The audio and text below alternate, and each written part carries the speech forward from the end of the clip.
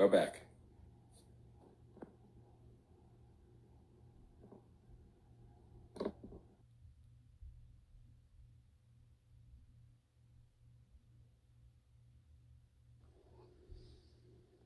Hello again, everybody. We're back. We are back.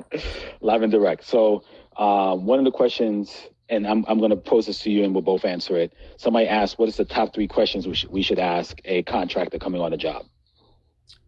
What's the top 3 questions? So the first thing, it's interesting because most people find contractors through like pictures of their work. I mean, in a very like digital social media age.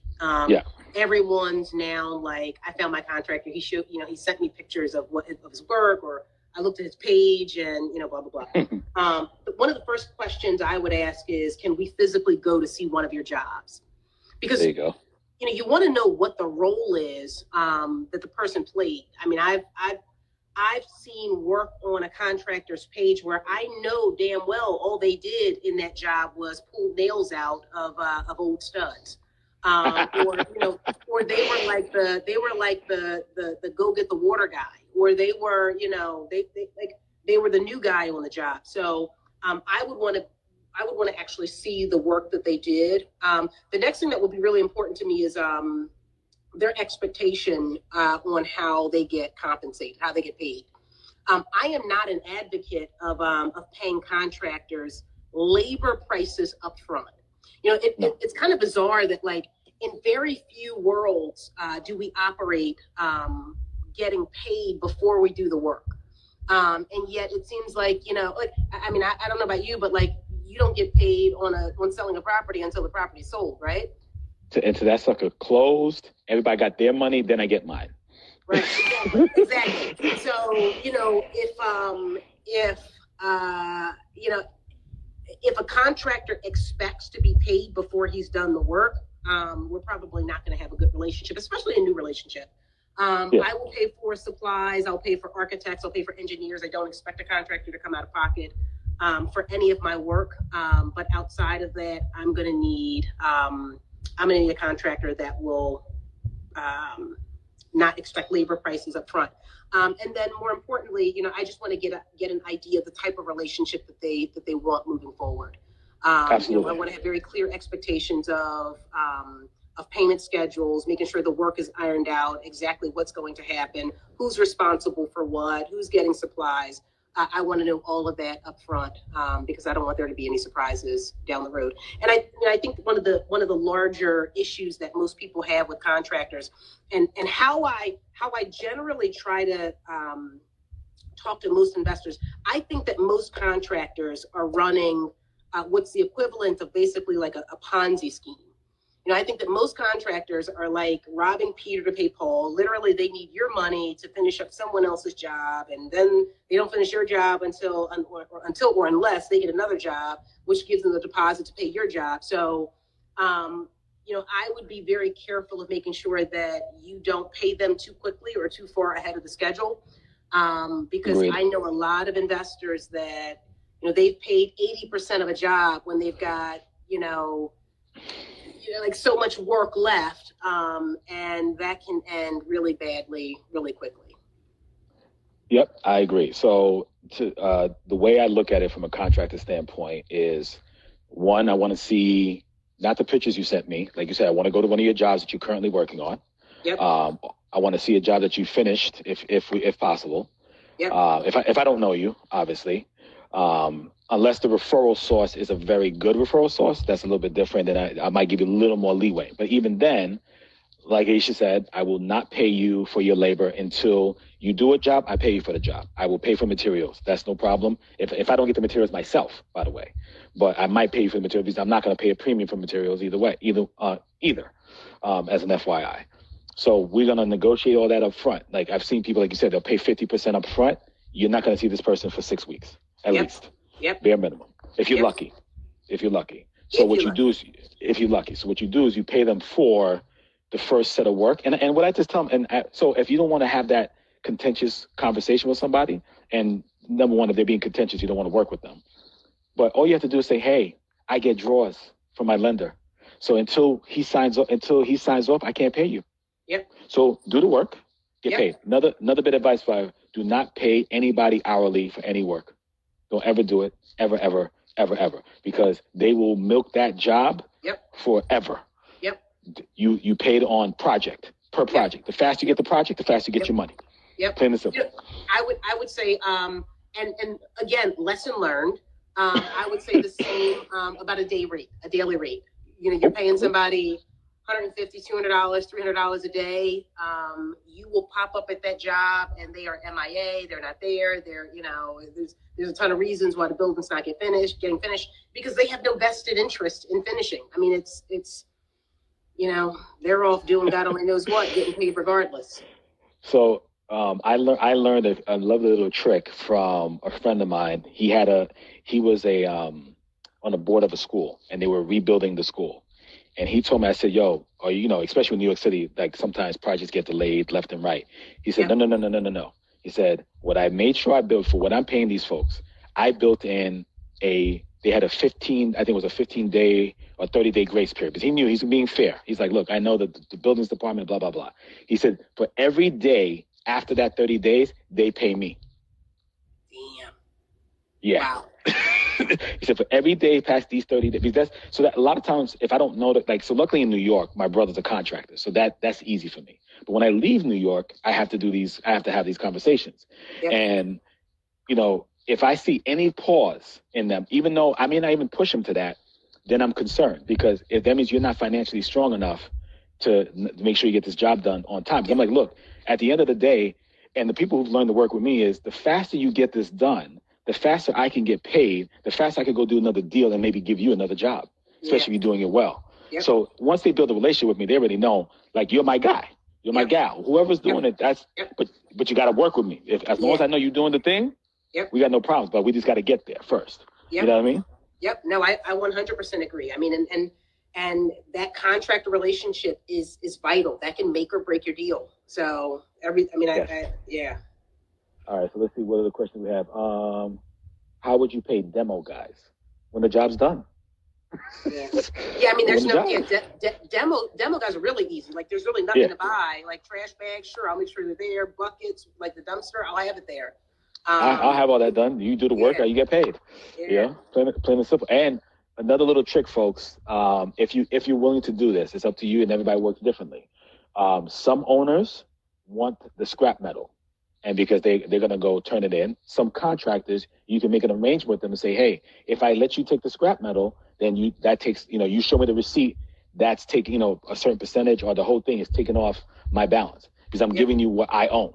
You know what I mean? So there's different ways that saves money out your own pocket as well. And then this is for the folks that are doing like full gut renos and, all that kind of stuff. But and you got to change pipes and blah, blah, blah. So I'm just giving you a couple quick strategies to either put some more money in your pocket, save you some money, things of that nature. Yep. So let's see. What's another question here? Somebody asked, how do you know if you have an excellent tenant? They pay rent on time, on the first. Yeah. It's funny because my best tenants, my favorite tenants are the tenants where the only way I know they're alive is because I see the rent deposit. Like, they don't ask me no questions. I don't hear from them. And quite frankly, most of my rentals are brand new rehab. So like, what could we possibly have to talk about? So like, there you go. The only way I know they're still living is the rent's deposited. That's a good tenant to me. Absolutely. Somebody said, what if they don't pay that fee or fine? Well, if you have it in the contract, number one, I can pull them off the job, and there's a few other things. But usually it never gets to that point because most people who are willing to do that are very confident in their work and their business, FYI. Advice for finding a good real estate accountant or lawyer team. Referrals don't hurt. Making sure they've never had if they've never had an audit, great. But if they've had an audit, they've won. If their client got audited for accountant and they've beat the IRS, that's a good accountant. That means they got their stuff in order. They got all the paperwork that they need, so forth and so on. And when I say you win an audit, means you paid a couple dollars. The IRS never does an audit unless they think they're going to get some money somewhere, somehow. FYI. As far as a lawyer, make sure they do real estate, not a divorce attorney, not a personal injury attorney that's your cousin's best friend, none of that. a real estate attorney. Yeah. Period. Yep. End of story. That's all they do. Real estate law. I'm our business, like Sabine, the purpose-driven lawyer. She's a real estate attorney, but understands how to set up business entities for real estate and things of that nature. That I'm okay with. That goes all hand in hand. But she doesn't do personal injury on the side. So Yep. Here's a good question on here is how do you collect rent? I make it really, really easy for my tenants. There's a buddy of mine. She rents a property here in Philly, and her landlords are in New York, and they are a case study. Her landlords are a case study in like what not to do. They will only allow her to mail her rent. And like if it gets lost in the mail or what, there's no electronic payment. I don't know what the hell they're doing. And it's obviously entirely frustrating for her as a tenant because they've claimed we didn't get it until this date and time, like late, and have charged her late fees as a result. So me on the flip side, I take like any way you can run it to me, I'm gonna take it. I take PayPal, Zelle, Cash App, like you name it, I have. I'll take Venmo, it. We'll take Venmo, it. Courier Pigeon. I have so many different methods. I mean, one of my tenants even has a deposit only ATM card. So any method of rent collection, I make available to my tenants to make sure that they can pay it. So she stole my answer, which is very accurate. Make it as easy as possible for people to pay. You name it, I have it.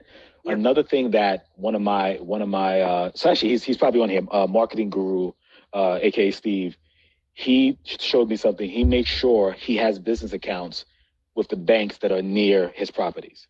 So if a person says they can't mail it, they don't have electronic cash app, they don't have a bank account, walk your butt to the bank down the block, and here's the account number to deposit it in. Yep. Period. Yep. And the story. Yeah. There's no reason why you can't pay me. Absolutely. You know what I'm saying? So there, you make it as simple, especially these days, as simple as it can be, as possible for people to pay. It's not the old days. They don't need a stamp anymore. Another question is Section 8 preferred. I guess it just depends on your strategy. I actually think a good combination of private pay, Section 8 is probably a good strategy. I don't have any Section 8 tenants. Harold, I don't know if you do, but I'm a Section 8 certified landlord.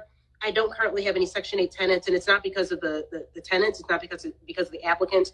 Our program here in Philadelphia, the Philadelphia Housing Authority, is just one of the worst, most disorganized. It's just a disaster of a process. So I'm not interested in them taking 2 months to do an inspection, or just like it's infuriating. So I don't have any Section 8 tenants just because of the program itself.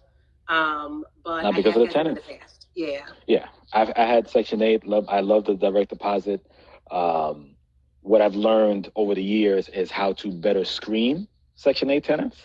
And I've shared this on some of my other lives where I said, look, I know you're getting paid. I know it's getting paid by the government for the most part, but just out of curiosity, as I run my screening process, I need a couple bank statements, this, that, and the other. I want to see they got some savings. I want to see that, they actually care about their financial health to some degree. So, God forbid something happens, they got to do something.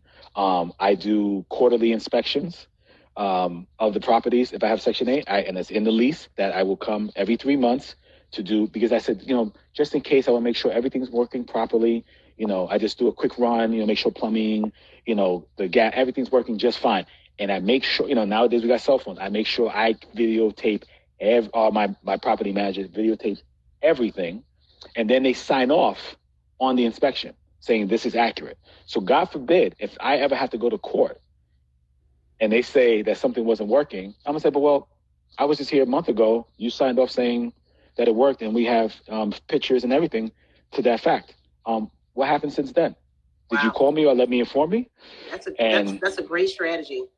Yeah, listen, I can't take credit for it. It was something that was taught to me, and it changed my life because I had Section 8 tenants that, again, paid everything great, but let's say I had them 3-4 years, and then all of a sudden I go back. They say, "Well, we're leaving now," and I go look at the apartment because I haven't been in the apartment for 3-4 years. Holy cow! For some of them, not all of them. Yeah. So now, and I told somebody that story, and they told me how they do it. I said, "Oh, that's life changing." Now, when they come out, I might need some minor couple of things, cosmetic, but nothing like basically rehabbing a whole apartment again. Yep. No, that's a great strategy. Love that. So cool. I mean, listen, I hope everybody's taking their notebooks. By the way, the information that we're sharing here, I hope you're sharing this with your followers and your peeps and your family members, because this kind of stuff we got to share amongst our people and let everybody know how to work this system that traditionally hasn't worked for us, but there is a way to make it work for you. So make sure we're sharing this. Make sure we're telling everybody and their mother about this stuff. And if you got questions, look, I can't speak for Aisha. She got a way bigger following me, so I don't think she can answer all her DMs. But you can hit us up. You can email us. I think on Twitter she responds. I respond via, my email's right on my thing. So ask us questions. We want to help you when we can. Like, understand, if we don't answer in 2 minutes, don't get mad. We do have other things we're running, but we try to do our best and through our pages, we try to share as much of this information that we can. Absolutely. So as an FYI. Another question on there was about late fees. Do you charge late fees? I do charge late fees. So rent is on time between the 1st and the 5th. After the 5th, on the 6th, there's a $50 late fee. And then it's $10 every day. But the max, and I don't know how this is in New York, but the most you can charge is 10% for a month. You can't. And I've seen people say, like, on $1,000 rent, the late fee's $200. That's actually not enforceable here in Philly. Not in New York anymore. They've made, so New York has become not interesting to me anymore, for the most part. If I find a great deal, I'll do flips in New York. If I find a great deal, I will do a hold. But after they changed the rent laws last June, it's a mess for smaller landlords. If you're a big landlord and you're like a Class A, so everyone knows about New York, anything under 1750 can be rent stabilized. Anything above that number, or a little bit more than that, cannot be, right? Or it doesn't have to be. So the landlords that are above that number are not as being hit as hard as these new laws. Anybody below that number, they're getting murdered by bad tenants because it's taking forever to get them out. They can't do the increases that they need because, listen, New York's an expensive city. Things go up. The cost of, doing things is what it is. And you're asking these small landlords to bear that burden, but they're not making any money on their rents because they can't raise them. Right. It's insane. So as a house hack, I think New York is phenomenal. As a general investment, if you don't know what you're doing and don't know how to find the right deal, I wouldn't do it. But if you're house hacking in New York, house hacking, flipping is always a great thing in New York. And listen, if you got some Daddy Warbucks money, and you can get some of these bigger apartments and get that rent above the 1750, which is easy in Brooklyn, because most Brooklyn, Long Island cities, most of these areas, that's what the rents are. Even where I grew up in Queens, in Hollis, Queens, a 2-bedroom minimum you're spending is about $2,000, $2,300. So it's plausible. Like, I'm not saying don't do it. I'm telling you, just be smart how you do it. Let's talk about the numbers and make sure it makes sense. Gotcha. Do you invest outside of New York at all? Like, do you invest in other cities? Yeah, I'm actually going into Chicago now. I looked at Philly as well. The problem is I don't have a team in Philly yet. I'm not as confident with the contracts and stuff like that. Like you said, Philly. Listen, I respect their hustle. I'll give an example. I went to go look at a property. We looked in. Like the house on the outside was nice. There was like one beam across the middle of the floor and a stairway. That's it. That was on the house. But literally, as soon as I walked into the house, 3 or 4 dudes came up. Yo, you need some help clearing out the house, doing demo, this, that, and the other. I'm like, yo. I said, that's Philly, and I respect it. I don't mind their hustle, and I learned. And listen, I understand the game. I grew up in similar situations, but I'm like, until I got like a team there that I could trust. Okay. It's because of that same reason, the contractor piece. Everything else I got. I have a good real estate person. I got people who could manage stuff for me. I got all that set up. It's the contractor piece I don't have set up yet. Gotcha. So you have a team in Chicago already? Yeah. So my mentor is from Chicago, and he let me access his team essentially. Okay. So that I could trust that. You know what I mean? Good dude, good people. Everybody. Everything is tight.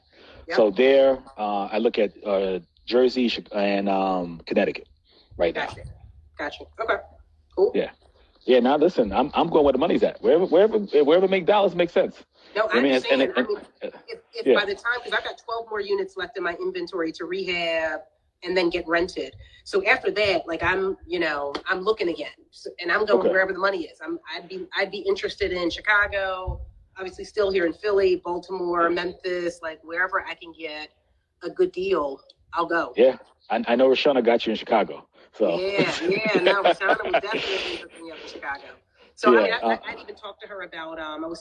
We had a work conference that was supposed to be there next month, so I wanted to go out there and take a look then, but that was of course canceled because of COVID. But yeah, I got some, I got something I'm looking at very deeply there now. I'm really starting to, heavily look at it strongly because of that my comfort with the team out there.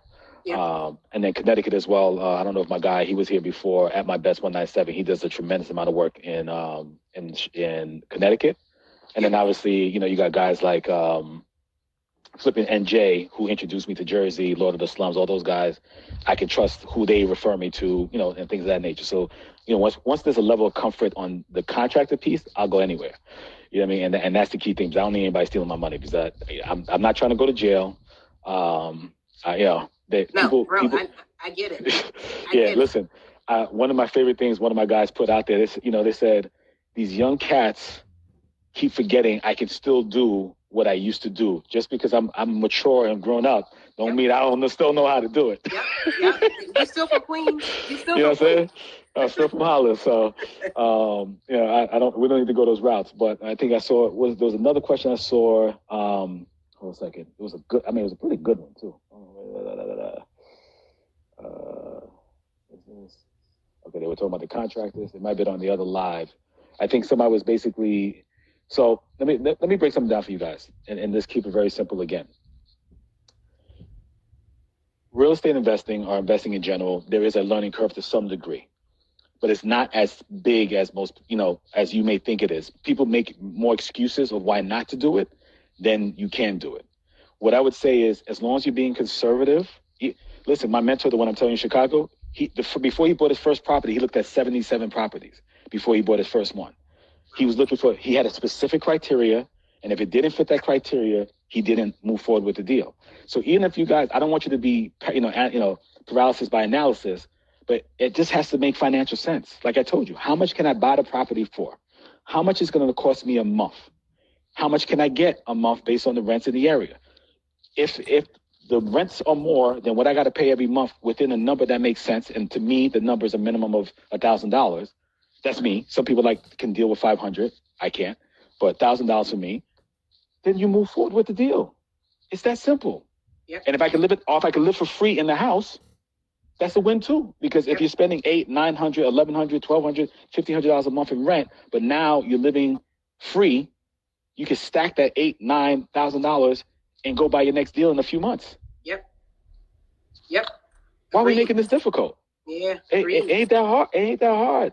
It's just we got to go and just have a little chutzpah, as they say. My Jewish brethren that a lot of my clients, and go get it.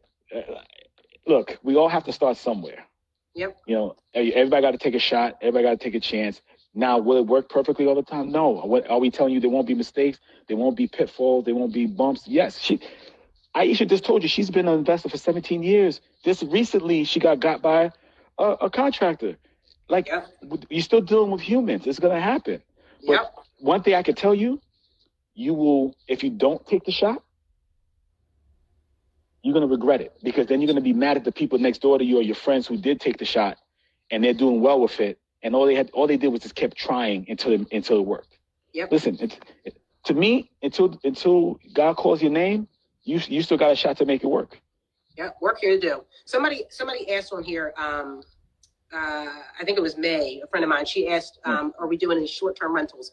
I don't. I'm very much a creature of habit. All my properties are long-term rentals. It's funny because I was literally just considering with my project, the last rental I did, or the last rehab I did in Philly, Pt.2. I was considering having that be a short-term rental, and COVID happened all at the same time, and I was like, yeah, I'm not, thank God I hadn't bought the furniture yet. In There you fact, go. there was actually another property that I was going to do a short-term rental on. Had already ordered the furniture from IKEA and got a referral, a tenant referral, and ended up returning everything to IKEA. And I just love my long-term rentals. I love, like, I don't have to think about it. I don't have to do anything. And remember what I said in the beginning of this. Everybody can be successful in their own way. She's a long-term hold player. That's it. That's her thing. Yep. Some people like the short-term. I've seen people make a lot of money on the short-term rentals, and they're doing well with it. Like, not again, depending on where they are, what market. They might be hurting right now. It might be a little slower. But people who own, like my guy, a couple of weeks ago, Steve was saying, in the Poconos, because a lot of people were trying to get away from Jersey and New York, they all went to the Poconos to rent stuff out. So those short-term rentals are doing well. I'm sure short-term rentals probably in Miami or somewhere in Florida are doing okay. It's a seasonal market thing, but like she said, there should be some diversification. There should be maybe something that undergirds that short-term rental, so that way, if those are not working, you still got cash flow, and this is like that extra cream on top, a little bonus play, we'll call it. Agreed. So I mean, that's how I look at it. You got your foundation, right? Everything is strong. Okay, now you can play around a little bit, and if it doesn't rent, it doesn't rent. Because we all know, and just so you guys know, with short-term rentals in general, based on the travel schedule of the United States, right after Christmas to about now, like into about April, just before April, it's slow anyway in general for travel and anything. So those months, understand you're gonna have to budget yourself to carry those apartments or those properties for 4 months with minimal cash flow. Right. Now, May to September could make your whole year for you, and then Thanksgiving and Christmas, and it all depends what market you are. But again, these are things that you need to understand if you're going to make that investment, how to balance your books, manage yourself, manage your cash flow, so that way you're maintaining everything the way it needs to be. Right. If you're one of those people that owns a store and takes the cash out the register to go party, this ain't for you. Right. Last question. Yes. This guy Tyson has asked a few times, do either of you have a formula for multi-units? You actually talked about yours earlier. We're making sure that at least 50% of your rental income covers your debt service. I think is what you said, but for 4 families. So I personally am not a single family guy for the most part. I've just been burned too many times by them. So I like 3 families or higher. So if I have a 4 flat 4 unit, whatever, the way I want it to work is 2 units pay for everything, and then the other 2 are my cash flow. And then God forbid one is not rented, 1 unit. As long as 2 is rented, I'm okay. If I have a 3 family, similar. Usually it's going to take 2 units. Sometimes if I'm lucky, 1.5 or whatever. It's usually I want to get half, but that's my goal. 50%, my rent covers everything. 50% is cash flow, and that's just an easy way to figure it out if it makes sense for me as a deal. Again, now on some rare occasions, like when I invested in New York City, that number was skewed because I knew, unlike like you said, she doesn't want to wait for appreciation. In New York, appreciation for the most part is guaranteed in some form or fashion, even on a conservative basis at 5%. So I took a little more risk because I knew that if I held it long enough, it was gonna grow and I can cash out and do the things I need to do with it, just because the location and the property was so strong. But very rarely, but to keep it simple, 50% for me, 50% debt, coverage, 50% cash flow. Cool. Yeah, I mean, I think that's reasonable and fair. My multi-units, I'm pretty much acquiring them because it's Philly, it's cheap. I'm acquiring them cash. I'm generally rehabbing them with cash. So my expectation, and again, I haven't bought a rental unit or a rental building in Philly since 2018. My expectation was that I would get all of my money back from rent in about 4 or 5 years. So as long as I could do that, then I was fine. That was my formula. And one last one, somebody asked, which is actually a fair question. Do you, if you had to have debt, do you prefer a 15-year mortgage or a 30-year mortgage? Get the 30 every time. Get the 30. Okay, so me and you are, so we're on the same page. All right. Yeah, no, I mean, and the thing is, even though I talk so much about making sure you pay your debt off fast, you can get the 30 and still accelerate your payments to the principal to pay it off faster. Thank you. The reason I like the 30 over the 15 is because if if something happens, you lose your job, you lose a tenant or something, you're not locked into those lower, you're not locked into those higher payments. So, Correct. it's anything can happen. COVID can happen. And clearly we now see that something can come completely out of left field and completely impact our markets. I'd get the 30, pay extra on the principal, and if I need that cash flow because I lost my job, I can go back to my 30-year payments, take the extra principal off, and I'm not hurting as bad. There you go. And that's what I've explained to people. I said, look, some people like to pay things off quickly. God bless them. I don't knock their hustle, especially if they know they have the wherewithal, the cash flow to do so. Yep. Me personally, I always like the lower payment with the option of paying more because I want to, and then coming back down if I need to. Yep. You know what I mean? So that's just my personal style. And because at the end of the day, whether you pay a little more in interest over 30, let's say, just so everybody knows, if you pay your mortgage the right way, it shouldn't take you 30 years to pay it. Right. Anybody. I'm talking about anybody. Even if you stay on schedule, for some reason I forgot there's a math formula because of the way they amortize. Most people pay off if they stay exactly every payment, they paid off in 22 to 25 years, not 30. So if I just put $100 more, I'm going to accelerate that down to 17 years to 15 years. It all depends, right? And I can get somebody, one of my math geniuses to tell me how much I need to pay to get it down to a 15-year mortgage if I wanted to. But I can always step back, like she said, if COVID happens, if 2008 happens, these kind of things happen. Now I can continue to keep the cash flow at a higher pace because I need it, and then always put money back later on. Yep. So, and somebody else is paying it. If you do it right, somebody's paying for it anyway. Your tenants are paying your debt. So, again, I don't want to keep you long. I appreciate your time, Aisha. I can listen. I'm going to rewatch this with my notebook, just so you know. That's what I've been doing lately. Anytime I've been doing these lives with anybody, I go back and watch them, and taking notes and learning from you guys. So I appreciate everything that you share, the wisdom that you put out there. I'll be cracking up some of your posts, and because you're so raw and so real with it. So I appreciate you for that. I love this live. I like information over hype. I don't like I don't like gimmicks and it's a lot of these gurus. It's more hype than it is information. So I appreciate this live because you clearly know your stuff. I mean, this was I think great content. So I appreciate the endorsement to have you say I know my stuff. Thank you. Yeah. So cool. This was great stuff. Thanks everybody for joining in. And we need to connect when and if you're in Philly, we need to link up. Absolutely. Something when me and my wife's out there, we'll set something up and you can give us a tour and let us know how everything is popping out there. We'll do. Thanks. Good night, everybody. Good. God bless everyone.